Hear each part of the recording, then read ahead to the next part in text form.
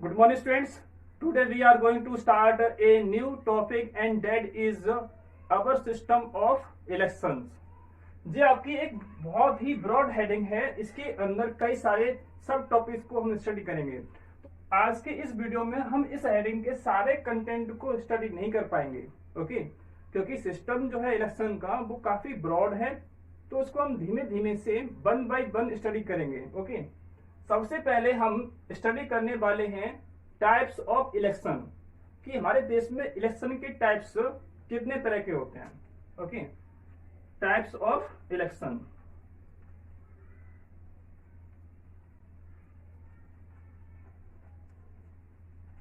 Election के जो types हैं वो 3 टाइप्स के होते हैं। पहला जो टाइप है उसका नाम है general election.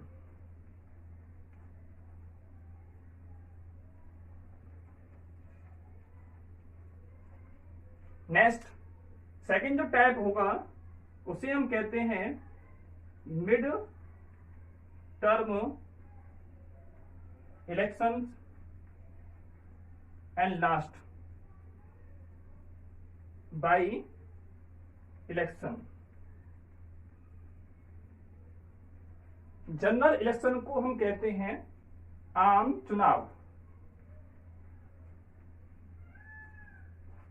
And mid term election को हम कहते हैं मध्य अवधि चुनाव,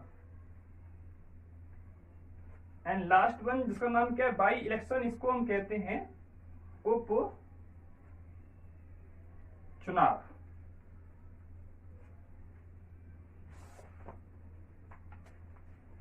तो सबसे पहले हम स्टडी करेंगे जनरल इलेक्शन को, ओके? तो आपने सुना होगा कि लोकसभा के इलेक्शन का टाइम चल रहा है या फिर विधानसभा इलेक्शन का टाइम चल रहा है।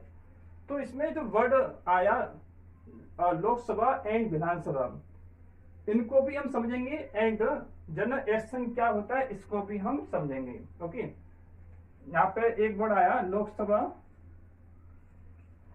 एंड दूसरा आया विधानसभा, ओके? तो जनरल इलेक्शन कौन से होते हैं?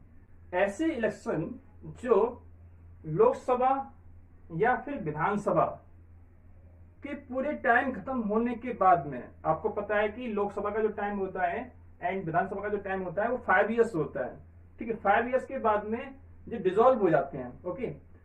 तो 5 इयर्स के बाद में जो चुनाव होते हैं उन्हें हम कहते हैं जनरल इलेक्शन, और इसे हिंदी में कहते हैं आम चुनाव, ओके?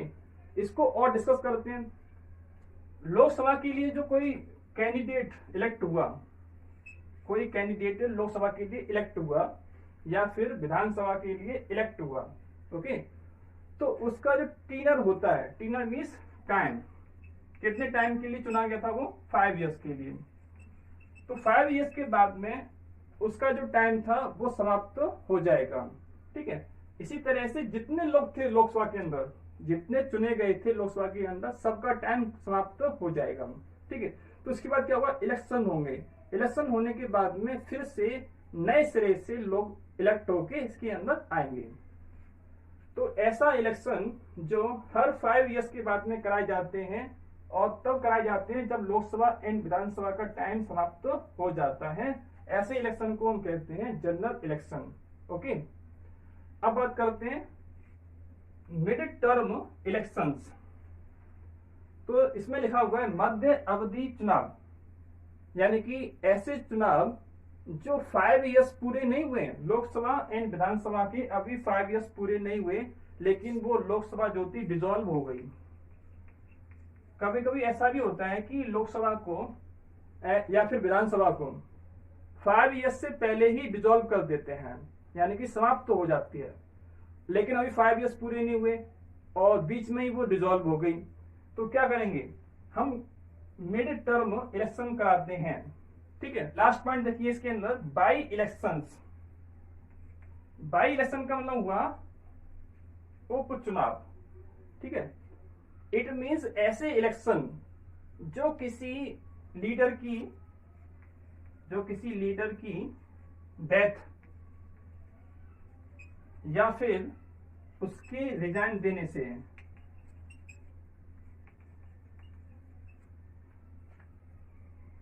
ऐसे इलेक्शन जो किसी लीडर की डेथ होने की वजह से या रिजाइन देने की वजह से जो सीट जो थी वो वैकेंट हो जाती है।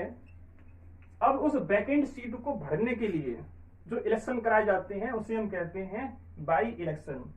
सपोज किसी लीडर ने रिजाइन दे दिया या उसकी डेथ हो जाती है, तो उसकी जो सीट है, उसकी जो पोस्ट है वो अब खाली पड़ी हुई है, तो उसको फिल करना पड़ेगा ना। तो क्या करेंगे हम? तो हम कराएंगे इलेक्शन। कौन से? By election. अब ऐसा तो पॉसिबल है नहीं कि पूरे देश में सब नेता मर जाएं, ठीक है, या सब रिजाइन दे दें।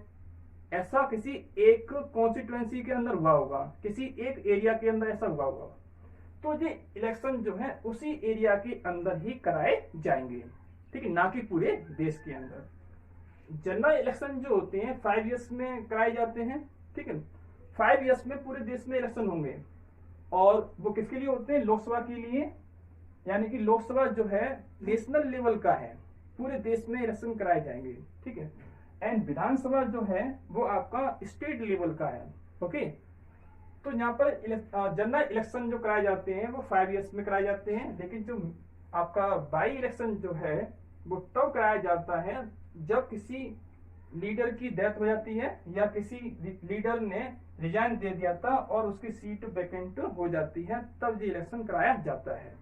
हमने बात की थी इलेक्शंस की, ठीक है। तो आपने देखा 3 तरह के इलेक्शन होते हैं। एक आपने देखा जनरल इलेक्शन होता है, फिर आपने देखा मिड टर्म इलेक्शन होता है, फिर आपने देखा कि बाई इलेक्शन भी इसके अंदर होता है।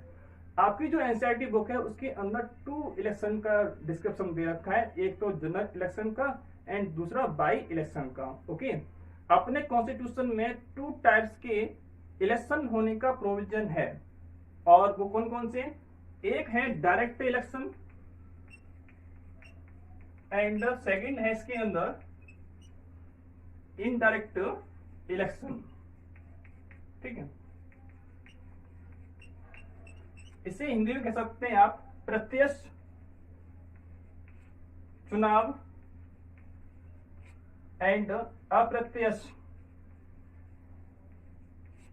चुनाव। अब इसको क्या मीनिंग होता है?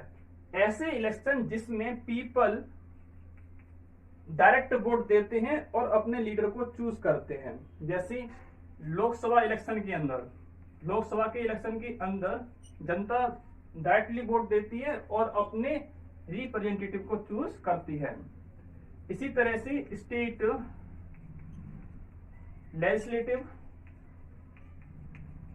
असेंबली, ये तो हो गया आपका नेशनल लेवल का, एंड जो हो गया आपका स्टेट लेवल का, ठीक है। तो स्टेट लेवल में जो इलेक्शन होते हैं वहां पर भी जो पीपल हैं वो अपने रिप्रेजेंटेटिव का इलेक्शन करते हैं और वो डायरेक्टली वोट देते हैं, ठीक है। इसी तरह से पंचायत जो होती हैं, पंचायत के अंदर भी लोग वो डायरेक्ट वोट देते हैं, ओके। अब हम बात करते हैं इनडायरेक्ट इलेक्शन की। ऐसे इलेक्शन जिसमें पीपल डायरेक्टली वोट नहीं देते, तो उन इलेक्शन को हम कहते हैं इनडायरेक्ट इलेक्शंस, ओके। जैसे मान लीजिए राज्यसभा हो जाएगा आपका, ठीक है, राज्यसभा। इसी तरह से स्टेट लेजिस्लेटिव काउंसिल, प्रेसिडेंट का इलेक्शन, वाइस प्रेसिडेंट का इलेक्शन। इनके लिए पीपल जो हैं वो डायरेक्टली वोट नहीं करते, इनका चुनाव जो किया जाता है वो इनडायरेक्टली किया जाता है, ओके। तो ऐसे इलेक्शन को हम कहते हैं इनडायरेक्ट इलेक्शन। आपने इलेक्शन के टाइप्स के बारे में पढ़ा, ठीक है। हमारी जो मेन हेडिंग थी कि हमारा सिस्टम क्या है इलेक्शन कराने का, तो ये इलेक्शन कराए कैसे जाते हैं, इसी सीरीज में हम जो फर्स्ट हेडिंग आपके लिए लेके आए हैं वो है आपका इलेक्टोरल कॉन्स्टिट्यूएंसीज। तो क्या होता है, मतलब इलेक्शन कराए कैसे जाते हैं, इन्हीं चीजों को हमें यहाँ डिस्कस करना है, ओके। यहाँ लिखा हुआ है इलेक्टोरल कॉन्स्टिट्यूएंसीज, अगर इसकी हिंदी बनाई जाए तो इसका मतलब होगा चुनावी क्षेत्र, या इसको कह सकते हैं चुनाव क्षेत्र या फिर निर्वाचन क्षेत्र। इसे हम निर्वाचन क्षेत्र भी कह सकते हैं। निर्वाचन, इट मीन्स इलेक्शन, है ना। क्षेत्र मीन्स एरिया। ओके, तो आपको इसका एक बेसिक आइडिया लग गया कि कॉन्स्टिट्यूएंसी है क्या। कॉन्स्टिट्यूएंसी मतलब क्या है, एरिया। तो इसकी डेफिनेशन क्या होगी, for the purpose of election the country is divided into various small areas called constituencies. Electoral constituencies को हम सिर्फ कॉन्स्टिट्यूएंसी भी कह सकते हैं। क्लियर हो गया। तो क्या होता है कि जो आपका जो देश है, ठीक है, इलेक्शन के पर्पज से हमने पूरे देश को कई सारे स्मॉल स्मॉल एरिया में डिवाइड कर दिया है। कई सारे स्मॉल स्मॉल एरिया में डिवाइड कर दिया है। उन एरिया को हम कहते हैं कॉन्स्टिट्यूएंसीज। तो आपने यहां देखा कि कुछ एरिया कैसे हैं, बड़े एरिया हैं, कुछ एरिया कैसे हैं, छोटे एरिया हैं। ठीक है, इस तरह से हमने पूरे एरिया को डिवाइड कर दिया है, पूरे देश को। और वो कितने एरिया हैं, 543। ठीक है, तो अगर आपसे कोई पूछता है कि इंडिया के अंदर कितनी कॉन्स्टिट्यूएंसीज हैं, तो आपका आंसर होगा 543 कॉन्स्टिट्यूएंसीज हैं, मीन्स एरिया है। ओके, हमने इसको डिवाइड क्यों किया, आपका जो देश है वो बहुत बड़ा है। इतने बड़े देश में हम एक बार में पूरे देश में इलेक्शन नहीं कर सकते, ये हमें बहुत ही ज्यादा परेशान करेगा। ठीक है, और लोगों को वोट देने में परेशानी आएगी, है ना। तो क्या किया हमने, लोगों ने इलेक्शन को ठीक ढंग से कराने के लिए, अपने काम को आसान करने के लिए हमने उनको डिवाइड कर दिया छोटे छोटे एरियाज के अंदर। उन्हें हम कहते हैं कॉन्स्टिट्यूएंसीज। ठीक है, इससे इलेक्शन करने में आसानी होती है। ओके, तो जो एरिया जो छोटा है, कोई एरिया बड़ा है, तो ऐसा क्यों किया गया, इसको डिवाइड किस बेस पे किया गया, इसको डिवाइड किया गया पॉपुलेशन के बेस पर। ठीक है, आपने सुना होगा कि इंडिया के अंदर 1 पर्सन 1 वोट होता है ना। तो जितनी कॉन्स्टिट्यूएंसी हमने डिवाइड की है, वो हमने ऐसा डिवीजन किया है कि लगभग हर कॉन्स्टिट्यूएंसीज के अंदर पॉपुलेशन समान हो जाए। अब इक्वल तो नहीं हो सकती, लेकिन क्या बोला कि लगभग हो जाए। ठीक है, तो कॉन्स्टिट्यूएंसी जो डिवाइड की गई वो पॉपुलेशन के बेस पर की गई है। अब क्या होता है, देखिए जहाँ पे कॉन्स्टिट्यूएंसीज हैं, एक कॉन्स्टिट्यूएंसी से जो आपका जो एरिया जो है, और वहां पर जितने लोग रहते हैं, वो एक पर्सन का चुनाव करेंगे, यानी कि एक लीडर को चुनाव करेंगे। एक कॉन्स्टिट्यूएंसी से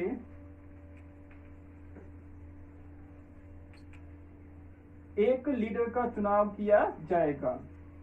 ठीक है, तो इंडिया के अंदर 543 कॉन्स्टिट्यूएंसीज हैं, तो कितने नेता जीत के आएंगे, 543 नेता जीत के आएंगे। इसको और समझते हैं, जी आपने देखा कि एक कॉन्स्टिट्यूएंसी है ना, और वहां पर जितने लोग रहते हैं और वहां पर इलेक्शन कराया जाएगा। तो क्या होता है, यहाँ पर जितनी पार्टीज होती हैं, चाहे आपकी भाजपा हो, चाहे कांग्रेस हो या सपा हो, उसने अपने अपने जो कैंडिडेट थे खड़े कर दिए। ठीक है, इस एरिया में जितने कैंडिडेट थे उन्होंने खड़े कर दिए। अब यहाँ के जो लोग हैं वो उनको वोट देंगे, लेकिन जीतेगा तो सिर्फ एक पर्सन ना। आपने ऐसा कभी सुना है कि इस एक एरिया से 2 पर्सन जीत गए हो? जीतेगा तो एक, जिसके ज्यादा वोट होंगे वो जीतेगा। इसी तरह से पूरे देश में हर कॉन्स्टिट्यूएंसीज में यही सिस्टम होता है, एक पर्सन जीतता है। ओके, जो एग्जांपल आपने अभी देखा वो लोकसभा कॉन्स्टिट्यूएंसी का है। देखिए, लोकसभा के इलेक्शन कराने के लिए हमने पूरे देश को 543 पार्ट्स में डिवाइड कर दिया। ठीक है, एक बात और सुन लीजिए, कॉन्स्टिट्यूएंसी का मतलब क्या होता है। इलेक्शन कराने के लिए हमने पूरे देश को स्मॉल स्मॉल एरिया में डिवाइड कर दिया है, और उन एरिया को हम कहते हैं कॉन्स्टिट्यूएंसीज। ओके, अब क्या होता है कि एक एरिया से एक लीडर ही जीत के आएगा। तो ये बात होगी पूरे देश की। अब हम देखते हैं स्टेट में क्या होता है। सपोज ये आपका उत्तर प्रदेश है, इसको मैंने निकाल लिया बाहर, ये आपका उत्तर प्रदेश है। इसी तरह से हमने उत्तर प्रदेश को कई सारे स्मॉल पार्ट्स में डिवाइड कर दिया है। कोई एरिया छोटा हो सकता है, कोई एरिया थोड़ा सा बड़ा भी हो सकता है। यूपी को मैंने बाहर निकाला एंड यूपी को मैंने इलेक्शन कराने के पर्पज से मैंने यूपी को कई स्मॉल स्मॉल पार्ट्स में डिवाइड कर दिया। ठीक है, तो इसे हम कहेंगे कॉन्सिक्वेंसीज। अब यहां पर हमने इसको क्यों डिवाइड किया, क्योंकि आपका यूपी भी कितना बड़ा है, बहुत बड़ा है, और इतने बड़े यूपी के अंदर हम एक बार में इलेक्शन नहीं करा पाते हैं, और कराएंगे तो हमें बहुत दिक्कतें होंगी। इसीलिए हमने यूपी को कई स्मॉल पार्ट्स में डिवाइड कर दिया और उन्हें हम कहते हैं कॉन्सिक्वेंसीज। यहां पर हमने पूरे देश को डिवाइड किया था लोकसभा इलेक्शन के लिए, है ना। तो यहां पर जो पर्सन जीत के आता है, एक एरिया से एक जीतेगा, उसे हम कहते हैं MP. It means member of parliament,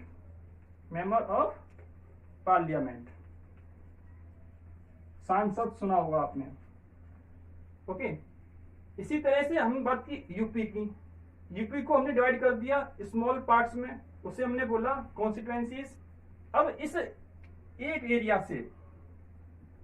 area से जो पर्सन जीत के आएगा उसे हम कहेंगे MLA, मेंबर ऑफ लेजिस्लेटिव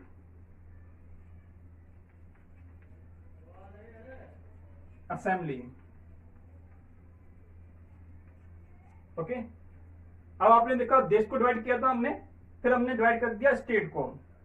अब स्टेट को डिवाइड कर दिया और उसके हमने कई सारे छोटे छोटे स्मॉल एरिया बना दिए। इसी तरह से पंचायत इलेक्शन का प्रोसीजर रहता है। पंचायत का इलेक्शन या फिर नगर पालिका का इलेक्शन कराने के लिए हम क्या करते हैं, उस एरिया को स्मॉल पार्ट्स में डिवाइड कर देते हैं। सपोज ये वाला एरिया है, इस एरिया को मैंने यहां से बाहर निकाल लिया। ओके, तो ये आपका एरिया है, इसको भी हमने क्या किया, कई सारे स्मॉल एरिया में डिवाइड कर दिया।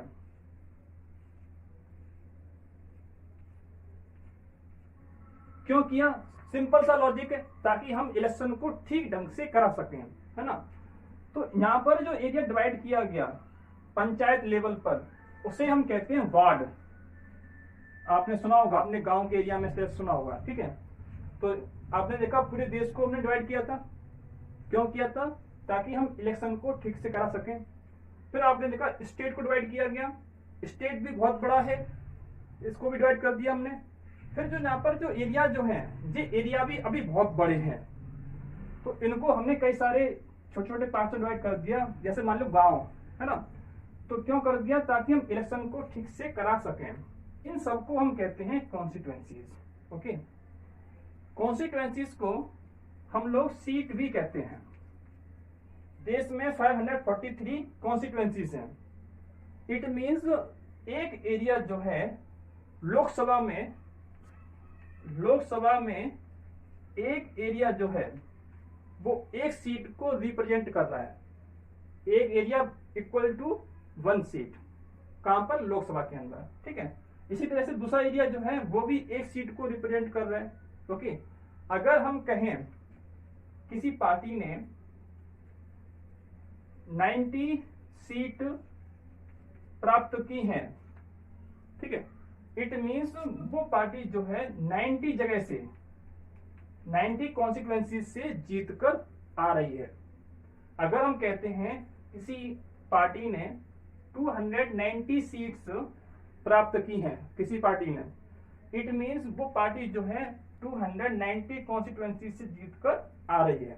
ओके, तो ये था आपका इलेक्टोरल कॉन्स्टिट्यूएंसीज के बारे में। ओके, इलेक्शन कराने के लिए सबसे पहला काम क्या किया गया, हमने देश को डिवाइड कर दिया। तो ये फर्स्ट स्टेप था इलेक्शन कराने के लिए। आज के इस वीडियो में आपने जाना कि इलेक्शन के टाइप्स कितने प्रकार के होते हैं। इसी तरह से हमने आज जाना कि इलेक्शन का हमारा प्रोसेस क्या है, सिस्टम क्या है। उसी सीरीज में आपने आज का फर्स्ट टॉपिक पढ़ा था जिसका नाम था इलेक्टोरल कॉन्स्टिट्यूएंसीज। इसके बाकी के पार्ट्स हम नेक्स्ट वीडियो में कवर करेंगे। आज के इस वीडियो में सिर्फ इतना ही। Thank you.